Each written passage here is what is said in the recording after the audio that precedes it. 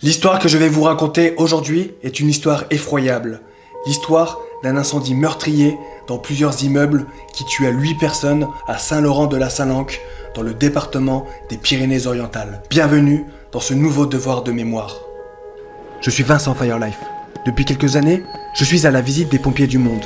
Et chaque semaine sur ma chaîne YouTube, je vous présente cet univers passionnant, à travers des vidéos, des interviews et des reportages. Assurez-vous de bien vous abonner à ma chaîne YouTube. Et si cette vidéo vous plaît, n'hésitez surtout pas à la partager, cela m'aide beaucoup. J'ai encore beaucoup d'histoires à vous raconter. Installez-vous confortablement et bienvenue dans cette nouvelle vidéo. Nous sommes dans la nuit du 13 au 14 février 2022. Les Laurentins dorment paisiblement quand à 1h30, les ténèbres s'abattent au rez-de-chaussée d'un immeuble en centre-ville de cette commune de 10 000 habitants, située à environ 15 km de Perpignan. Nadine, une voisine, ouvre alors la fenêtre. Une dame hurlait.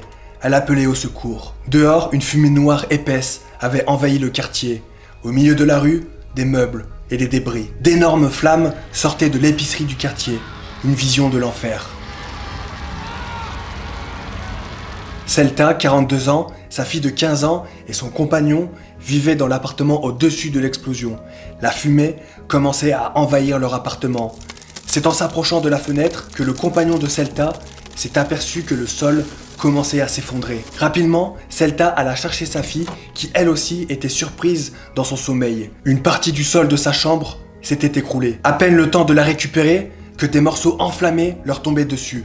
Arrivé en bas, le compagnon de Celta défonça la porte pour accéder à l'extérieur. Au milieu de la rue, l'enfer se confirma. Les flammes redoublaient d'intensité, la chaleur se faisait ressentir et des gens hurlaient. Même les vitrines de l'autre côté de la rue ont explosé. On peut s'imaginer alors une vision apocalyptique.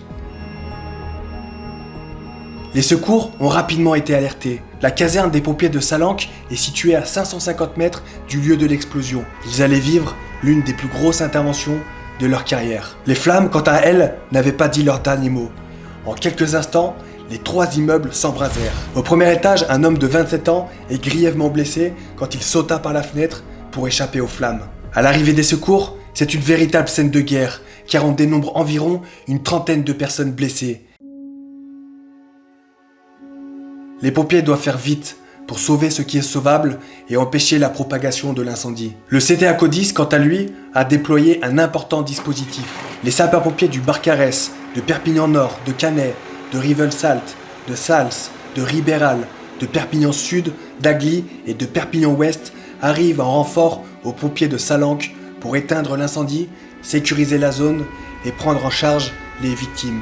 En amont, une équipe médicale du SAMU 66 et du SDIS 66 arrive sur les lieux pour médicaliser les victimes. Le bilan est dramatique, puisque 8 personnes sont retrouvées décédées dans les décombres de l'incendie, dont une famille complète composée d'un enfant qui allait fêter ses 2 ans, Hassan, sa sœur, Inaya, un bébé de 4 mois, leurs parents, Kiara, 21 ans, son compagnon Kevin, 20 ans, et Rachid, le papa de Kiara, qui était resté passer la nuit avec ses petits-enfants. Les autres victimes sont Charles, Camilla et Annie. Toutes mes pensées vont aux familles, aux proches et aux amis des victimes.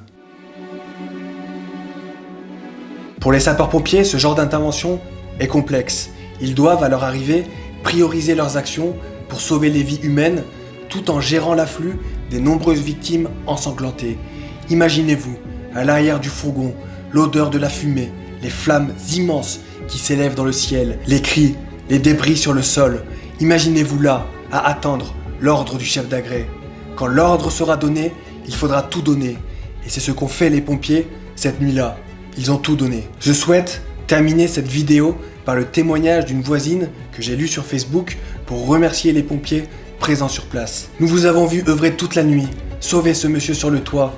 Au petit matin, vous étiez présents sous mes fenêtres pour donner du réconfort et de la force à vos collègues. Le mot merci est trop faible pour le métier de passion que vous accomplissez chaque jour avec ferveur. Nous vous sommes reconnaissants de votre dévouement et de votre professionnalisme. La nuit fut longue et angoissante, à travers les cris et les pleurs entremêlés du bruit de l'incendie. Messieurs et mesdames, merci. Je crois qu'il n'y a rien d'autre à rajouter. Je compte sur vous pour partager cette vidéo autour de vous.